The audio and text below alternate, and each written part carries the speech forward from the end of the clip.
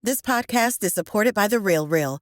Meet Christine. She loves shopping. And this is the sound of fashion overload. Too many fabulous things, not enough space. So Christine started selling with The RealReal. I've always loved collecting designer pieces. Gucci bags, Prada heels. But my style keeps evolving. Selling with The RealReal?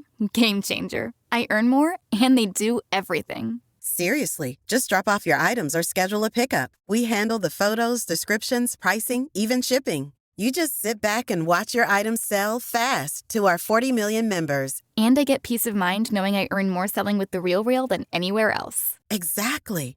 That's the sound of your closet working for you. The RealReal. Earn more, save time, sell fast. And right now, you can get an extra $100 to shop when you sell for the first time. Go to therealreal.com to get your extra $100. Therealreal.com. That's therealreal.com. You're listening to a Frequency Podcast Network production. The Brock and Dalby Podcast. This is the Brock and Dalby Podcast. Welcome to Monday. My name is Brock. I'm Dalby. What'd you think of the Super Bowl last night? Pretty average bowl, if I'm being honest. Yeah. It was the bowl that you keep in the back of the cupboard in case somebody gets sick. Now, of course, the thing that everybody was talking about, the controversial thing. What'd you think of the halftime show is the real question. I thought it was good. I mean, I'm seeing people, it's always funny, every time there's a halftime show, someone wants to jump out on social media and be like, Prince was better. Yeah, Prince was a generational friggin' talent, man. Yeah, I don't know. I didn't know a single song. I know there's a lot of people that are like, I didn't understand a word he said. I didn't understand a word he said either. I thought it was, production-wise, it was pretty good, but, is it the greatest halftime show of all time? I wouldn't say that, but it was all right. I liked it overall. I thought it was catchy. It was banger. It made you want to dance a little bit. Lots of booty, too. Lots of booty. Lots of twerking going down, man. A lot of cameos, the idea of bringing out people like Pedro Pascal and Cardi B, and they weren't even involved. They were just there dancing. Friggin' Ricky Martin just shows up. And was that Ricky Martin? That was Ricky Martin. That was Ricky Martin? Yeah, man. Living La Vida Loca. She bangs at the halftime show. Oh, damn. He was looking pretty good himself. Honestly. Now, did you happen to watch the Kid Rock halftime show at all? So, obviously, I stayed with the NFL halftime show when it was live. I did go back and watch the Turning Point one on YouTube. I was curious, halfway through. I was like, well, let's see what Kid Rock's doing. And I just popped it up on my phone on YouTube, and it said there was 4.6 million people watching it or something. And that's unsurprising. There's a big demographic that halftime alternative was speaking directly to. And I mean, that one didn't really speak to me because it was country music for the most part. So I put it on mute, and then all of a sudden Courtney was like, yo, Kid Rock's on. So we turned it on in time for Ba with the Ba kicking on. Seemed like he was lip syncing. Oh, he was absolutely lip syncing. I don't even think he was really pretending. This was a dude just straight up threw the album cut on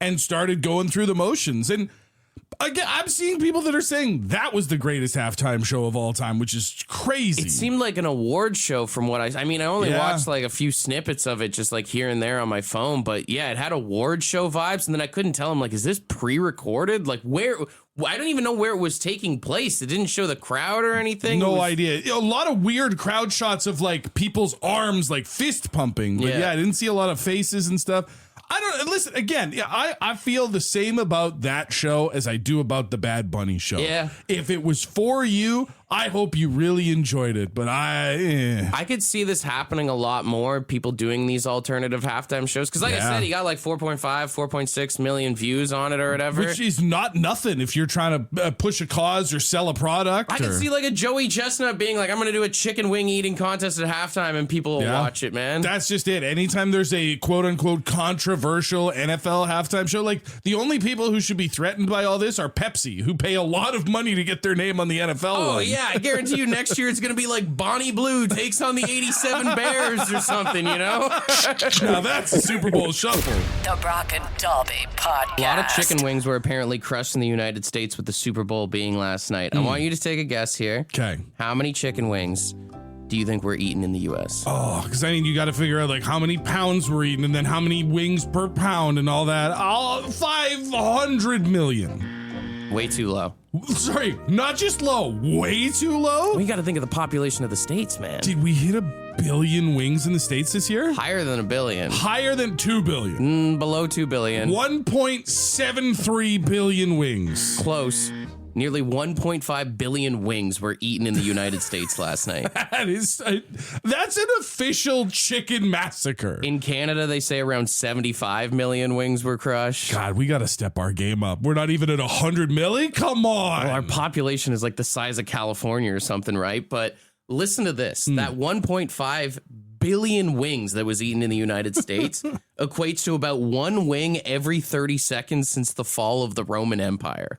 Oh my God. That was the stat I saw online last night. That's a considerable period of time. Someone else did math online that said it's enough chicken wings to fill more than 3,400 semi-trucks, compromising a 40-mile convoy. That's insane. Which, if you break it down like per truck, that's around like, what, 435,000 wings per truck? And just getting mucked all across the country. Yeah. That's wild, dude. That's so much chicken. And then you got to factor in how many different sauces are out there. How much buffalo, how much Frank's Red Hot sauce was consumed yesterday? How many chickens were murdered for the Super Bowl? That's like the real question, you know? Like, I'm surprised PETA doesn't come out with these stats. Yeah, I'm sure they're not real pumped about hearing about everybody's Super Bowl buffets. That's like doomsday for chickens. Absolutely, yeah. The Super Bowl is to chickens what Thanksgiving is to turkeys. But, you know, it's funny you say, like, the sauce thing. I mean, you think about, like, how many gallons of sauce or, like, napkins and stuff like that. I wonder how many wasted carrots and celery there was across the United States last night. How many people chopped up carrots and celery trying to pretend that they weren't just going in for the deep fried, hot sauced, buttery goodness of a chicken How wing? many pieces of romaine lettuce got wasted on plates across restaurants in the United States yesterday? Stop garnishing wings. No one's eating it. This is the Brock and Dalby Podcast. You know, everybody's talking about the Super Bowl and the Olympics, but I've yet to see anybody talk about the crazy Russian fighter who tried to bite a guy's, or did bite a guy's ear on the weekend. Have you seen this video? Sorry, hang on. We got Mike Tyson 2.0 on the weekend? Yeah, I don't know. It's like some Russian MMA league. What? Okay. Here, check this out. Pretty kick. Oh, Just like- kick. Oh, God. Yeah. Whoa, that happened so quickly. He like bear hugs him and then just chomps on his ear. Look at that. Oh, shit. I have seen less aggressive attacks in zombie movies. Now watch this. Like everyone's going ape over it, and then he gets kicked out of the ring. The fans start attacking him as he's like walking out. He started a one-on-one fight and ended up, oh, that's a flying chair. Yeah. Popped him in the back of the head. It looks like something out of WWF, man. Honestly, he's fighting the security. Like, this looks like a scene from Monday Night Raw. Yeah, and there's one more good chair shot coming up here in a bit. He runs up the ramp here. Look at just- the people jumping over the barricades. Yeah, they were not even letting him go to like the entrance ramp to get out of there. And like you said, security's not defending him at all. No, absolutely not. Oh, that guy's lining it up. Boom! Yeah. Full chair Is shot. that another female fighter came out of the back? She tries to kick him. I'm not doing it justice describing this, but if you text ear to 762-555, we'll send you the video. It is one of the craziest things I've ever seen in sports before. That dude is literally fighting for his life to escape that arena. Oh, and the crazy thing is this all happened in Russia, so Not a great place to mess around. you might never hear from this guy ever He again. may have gone through the curtain for the last time. Yeah. That's crazy, man. And again, like, they're fighting, they're clinching, and then all of a sudden he's just like he's hungry. I mean, in MMA, it's dirty. Like, I get it. If I Yeah. get in a street fight or something, I'm probably going to try and bite someone's ear. I'm not going to lie. That's your move. I'm not defending the guy or anything, but No. I'm just saying I haven't been in a fight since the 7th grade. Like, That's the thing, though, right? There's a difference between this is sanctioned, even for Russia. It's sanctioned combat sports. There are rules that you are agreeing to. Out in them streets, like, people put way too much emphasis in honor in a street fight. I'm not that guy, pal. No. I don't have that dog in me. I'll bite your ear. I'll poke your eyes. I'll kick you in the balls. What's that? What's that one video that went viral of the guy at the MMA show? Grab his nuts and twist him. You know, I'm changing some words, but you know what I'm talking about. Absolutely, I'm doing that. I mean, realistically, the same thing that happened to this guy is probably what's going to happen to you if you do that in a bar fight. But still, you got to claw and scratch your way out, man. Buddy, if I do it right, you're not biting nothing. I mean, even if I was in an MMA fight, I probably would do the exact same thing. The Brock and Dalby Podcast. The Brock and Dalby Podcast. You know, we're talking about fighting dirty. We got someone on the phone. You have a buddy who is known to fight dirty pretty hard? Buddy of mine, we're down, I'm military, down in New Brunswick at a pub. And he literally, Mr. T's, this guy, strongest guy I ever met in my life. One of those guys you really need in a barroom brawl with you. What do you mean by you Mr. T to guy? So you remember the A-Team? Did you ever watch the A-Team? I watched a few episodes, yeah. So he grabbed the guy by the crotch, grabbed him by the shoulder, pick him up over his head, and slam him on the hood of the car. You know what? Grabbing someone by the groin, a lot of people might think is dirty. Yeah. But at the same time, that other guy's not going to start anything with anyone ever again, you know? It's effective. No, and I do have, you ever seen the videos where a guy, like they tell you if you're in a fight and you don't want to fight, you get naked? A buddy of mine did that at a bar one time. Literally stripped down and started running at the guy, and the guy's like, and ran away. Brother, I am never going drinking with you and your friends ever. No doubt. Wild crew. I'm far too old to do that stuff now.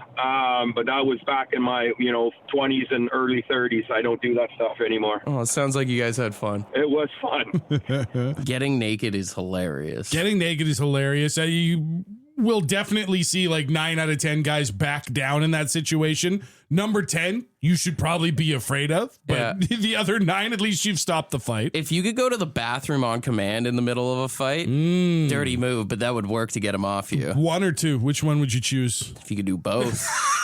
Oh, the classic number 3, eh? I don't think there's a good scenario. I mean, if you're one of those people that can make yourself puke on command, if you could pull that on a fight, that's going to make people stop. That's because that's what you need, right? Usually if you can get people to stop even for just a second during the fight, cooler heads prevail. And you go, what are we doing here? If they're also covered in your vomit at the time, even better.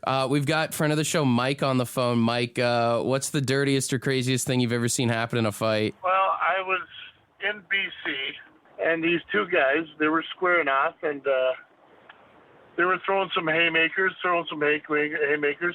and then one guy grabbed the other guy by the head and then kissed him flat in the mouth.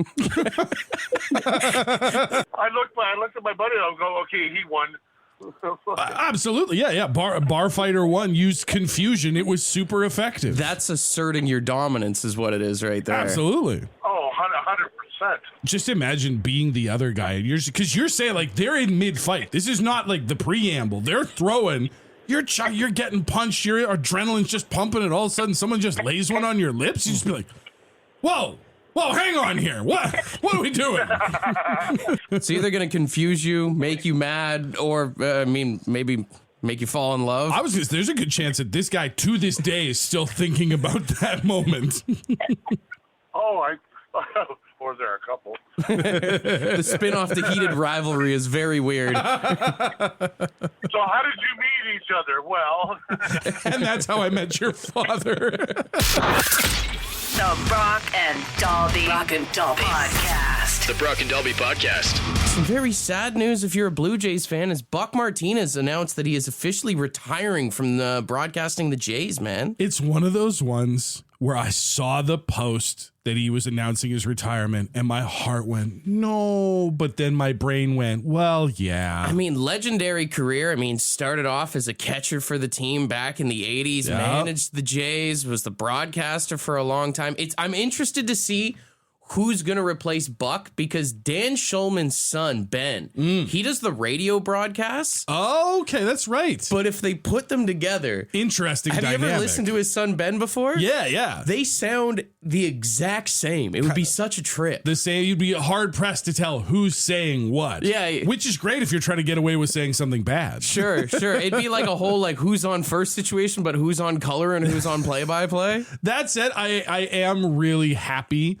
that the Jays gave, obviously World Series would have been best scenario. I know, so sad. But the Jays gave Buck the best send-off. He's got to go in the Ring of Honor, right? Oh, like tomorrow. Put it up there. Get him in there. We don't have to wait for that. There's no ceremony necessary. Some people even saying, they're building that Joe Carter statue outside the Sky Dome. Do you put a Buck Martinez statue somewhere? Oh, give me a Buck standing there with the headset on, pointing out to the wall. Get up, ball. Yeah. Get up, ball. It's almost like one of those Halloween things that you see at Spirit Halloween where you tap your foot down on it and it goes, get up, ball. Oh, my God. After the game, just constantly going off over and over again. Yes. Tough if the Jays just lost. That guy's not drumming outside the stadium anymore. You need something to fill the quiet void. The Brock and Dalby Podcast. We talked last week about how the numbers for Melania in terms of the money coming in, not great considering the movie cost $75 million. Yeah, it's a bomb. Apparently it went hard down on the box office charts.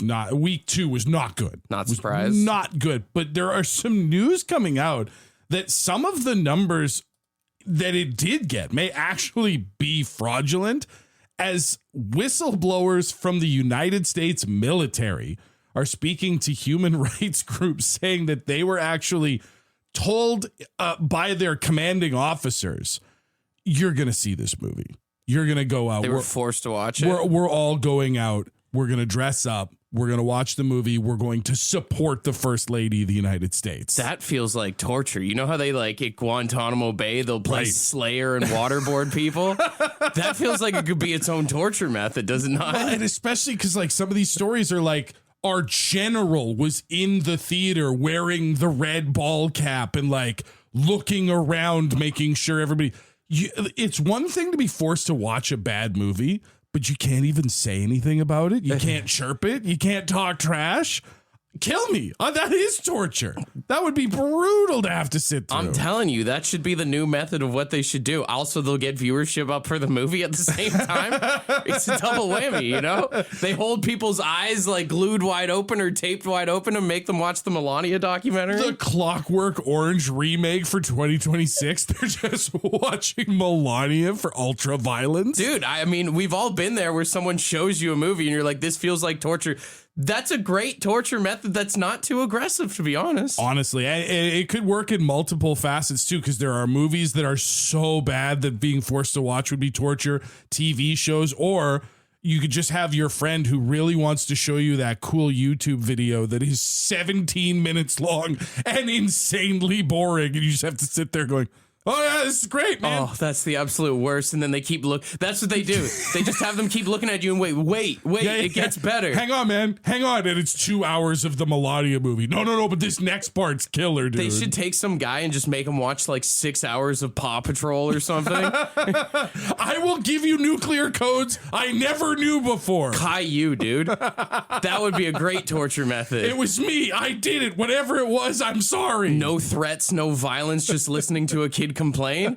That'll make you talk, dude. Oh, there's violence after 6 hours of Caillou. Let me promise you that. This is the Brock and Dalby Podcast. Ashley, if you were going to torture someone with a movie, what movie would you pick? It would it has to be Human Centipede, right? Like, oh, that's a tough watch. Without any warning. I mean, the title probably, maybe gives you a bit of foreshadowing, but not enough. Not enough. I mean, if the military's using it, they could just be like, this is what we're going to do to you and your buddies if you don't tell us all your secrets. Yeah, that would make me spill definitely right away. Even better, you know what? Just make them watch 2 Girls, 1 Cup on a loop. Oh, Lord. Dude, that'll make anybody talk, I guarantee you. We're also scarred by that movie, too, that even if you tried to close your eyes, like even if they didn't have them pried open, just the music alone, your brain's going to play the whole thing on repeat anyway. Oh, my God. Yes, absolutely. You know what's funny is I think I locked that away, but you just unlocked it. So thank you for that. I forgot about that music. Oh, no. Yeah, I'm triggered, too, Ashley. Don't worry about it. It's one of those things that, like a sleeper cell inside your brain. I do like the text we got from Jeff here at 762-555. He said, just play the thing from Dumb and Dumber on a loop. Want to hear the most annoying sound in the world?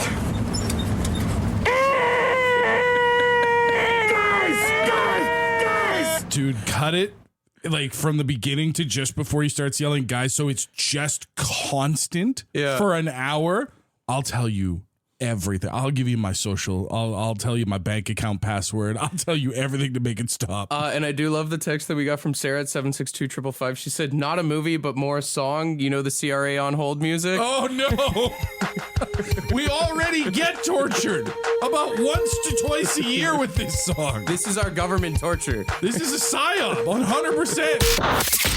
The Brock and Dalby Podcast. The Brock and Dalby Podcast.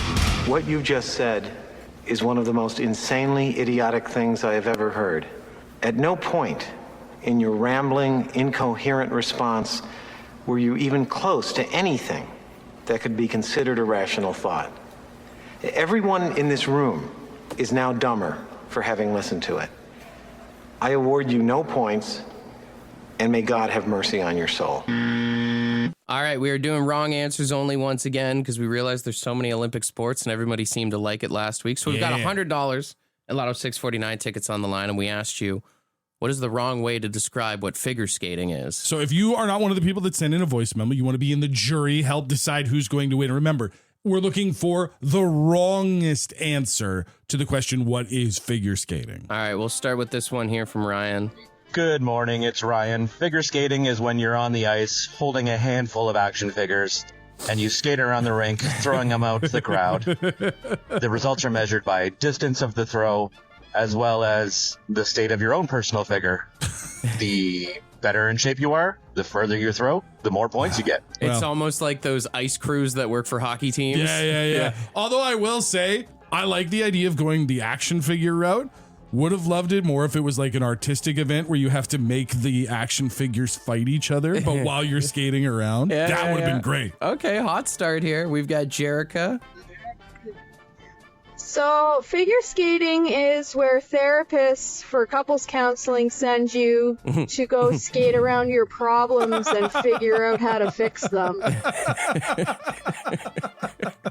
As you crash into one another, you're sort of like, maybe everything's not so bad after all. I mean, what's the saying? You're skating on thin ice? Yeah. I mean, a lot of relationships are like that. A lot of thin ice out there. Okay, two good contenders off the top here. Hot start. All right, we've got another one. Figure skating is playing the game show Hole in the Wall, but on ice, where you have to make all the different shapes of your body while skating at full tilt at the wall. Why is there not a winter version of that? That game is sick. Yeah. Where they get knocked in the water if they don't make it through the hole. Let them land on ice. That would be amazing. Yeah, where like they got to do their spin and pirouette jump, whatever, and then land and try and go through the wall. That would be awesome. Okay, man, everyone is killing it this morning. Remember, 762-555. Let us know who you think should win. We'll go to Derek here. Good morning, boys. It's Derek. Brock, you made it too easy this morning. This is like shooting fish in a barrel. Okay. Figure skating is what the Toronto Maple Leafs have been doing so far this year. Oh, come on. Have a nice day. Every time I'm trying to have fun on this show, everybody just tries to bring it down, Vibes are high right now. What's going on, Derek? The Leafs are like figure skaters, except not once they're not on the podium. They fell a few times. They crashed into each other on the ice. I hate you, Derek, but it's pretty creative, all right? Derek has my vote. Okay, we'll do one more here. We got Kevin. So figure skating is basically a quiz show where the skater's given a math problem and they have to skate the answer figure skating. You gotta carve the answer into the ice. That'd be pretty fun. I like that. I loved everybody's, but I'm already seeing the text line. Everyone's just voting for Derek and the Leafs one. Yeah, no, because it was great. Because it was fantastic. No, it's mean, and you guys like to be mean, so that's the only reason why you're going to pick Derek? Is that why? I get it. The Leafs suck. Oh. I mean, I think the text that just came in that said, Derek by far speaks to my heart. It's just, it was creative. It was artistic. The judge gives it a perfect 10. Speaks to your heart, breaks my heart, dude. I'm living it, man. I'm living that figure skating. All right, if you guys want to give it to Derek, we'll give it to Derek. Hell yeah, Derek. Ding, and a round of applause is yours, my man. Woo! If you win that big jackpot, toss me some nickels and dimes, all right? I think that's reasonable. At least for the pain and suffering you've caused. The Brock and Dalby Podcast. So after winning the Super Bowl, there's different emotions that go down for every player. I mean, Sam Darnold, quarterback of the Seattle Seahawks, had a very inspirational quote after winning. Listen to this. All the ups and downs, all the teams. How did all of that experience help you get to right here? I think that's it. I think all my teammates, all my coaches I've ever had, always believing in me. I've always believed in myself because of my family and my friends. So it's as simple as that. As long as you believe in yourself, anything's possible. The classic kind of thing, right? Yeah, shout out to his grandpa, Dick Hammer, who we learned about last week. The Hammer would be very proud. Looking down with a smile on his face last night. Absolutely. Marlboro in mouth, too. And then we've got DeMarcus Lawrence, who, if you don't know, was playing while his wife potentially was going to go into labor last night. and this is his first thing that he thinks about after the game. You got a baby on the way, and you just won the Super Bowl. Where's my wife? She's not in labor, right? No, I don't believe she is. You can see the moment where all of a sudden he kicks back in and he's like, oh, yeah. And he also is like, are you trying to tell me something? Is she okay? Do I need to go? So they continue on. Okay, yeah. Man, what an amazing ride. All glory goes to God, you know.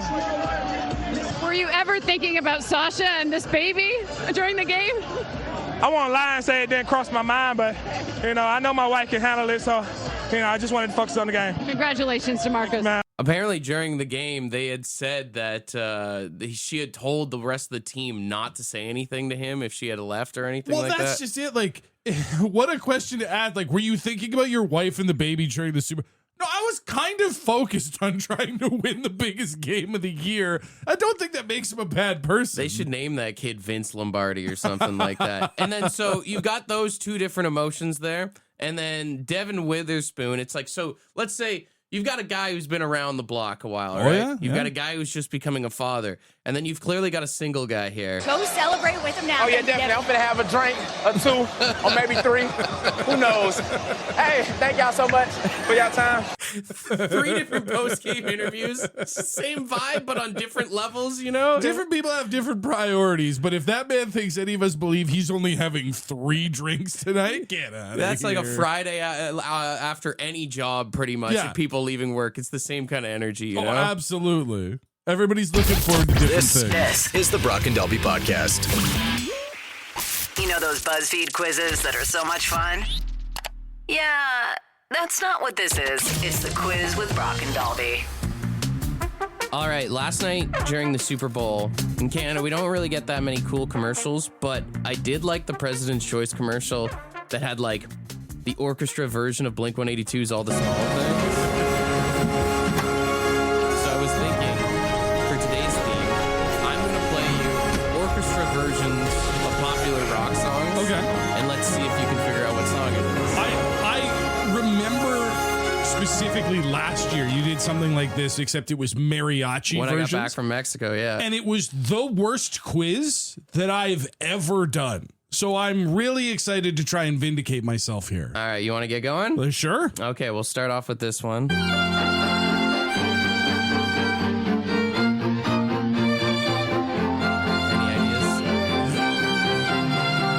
Linkin Park. Is it In the End? Is it In the End? It is not In the End. It is actually What I've Done. The Transformer song. 0 for 1. It's still pretty sick though, right? It was good. It was good. All right. Next one we've got here. That's Evanescence. It's not called Wake Me Up though, is it? No, you don't know the name of this? Hang on, just give me a second. It's Evanescence. It's from the Daredevil soundtrack. Yes. You've got all of the extras right. Nothing?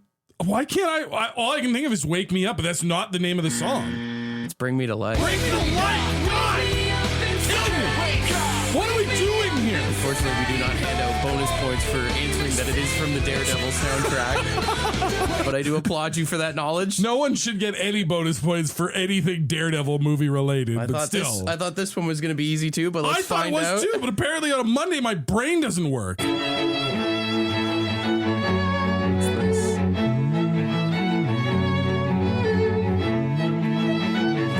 Nirvana. Yeah.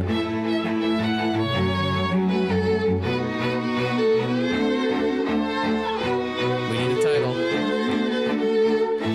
Whenever you're ready. I can't think of the title. My brain is just not working today. It is In Bloom. God, what the? I'm so close to cussing. I'm so mad right now.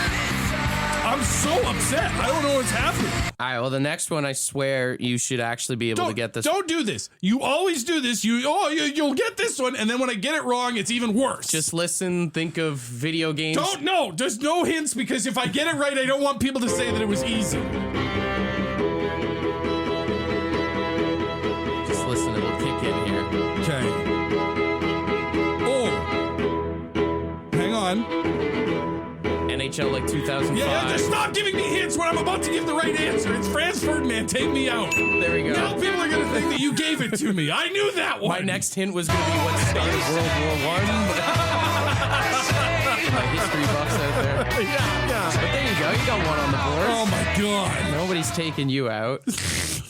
All right. Next one we've got here. Still feel like these are all easy if you just really think about it, but I know that's hard for you sometimes. Stop being a dick and play the song. Just listen. Play this all the time.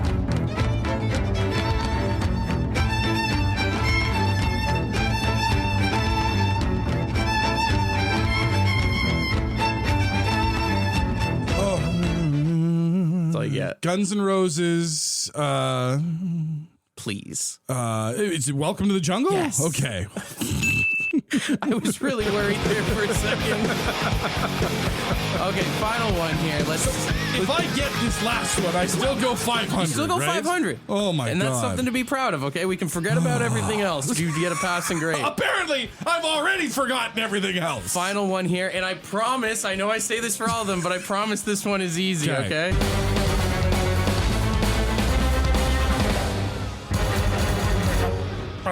It's Chop Suey by System of a Down. Damn right it is. And just to be clear, since we're all being honest, I just about called it Wake Up and would have got it wrong.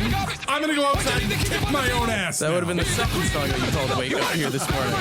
But I was thinking, imagine going to like an orchestra version of System of a Down, how sick that would be. That would be amazing, dude. We all wear suits and we start moshing around together. Honestly, there's no bad time for an orchestra. If an orchestra shows up anywhere, we're probably having fun. I'm not going with you because you won't know any of the songs, though. The Brock and Dalby Podcast. The Brock and Dalby Podcast. Apparently, these Olympic medals are the most expensive medals in history. Oh, really? In Canadian dollars, a gold medal's going for over $3,100, like in pure gold that it was made out of. Right. They say the silver is valued at around $1,900. And bronze is valued at $7.51. That's tough. That's a tough moment. No, if you get bronze, you can't even pawn it off. For the price of asparagus at the grocery store, you can get third place at the Olympics. You'd make more money with a catalytic converter than a bronze medal from the Olympics. Want to be a part of the podcast? Leave a message on the Bad Line. The Bad Line is the answering machine for the Brock and Dalby Show. To get the number, text the word BAD to 762-555. Thanks for listening to the Brock and Dalby Podcast.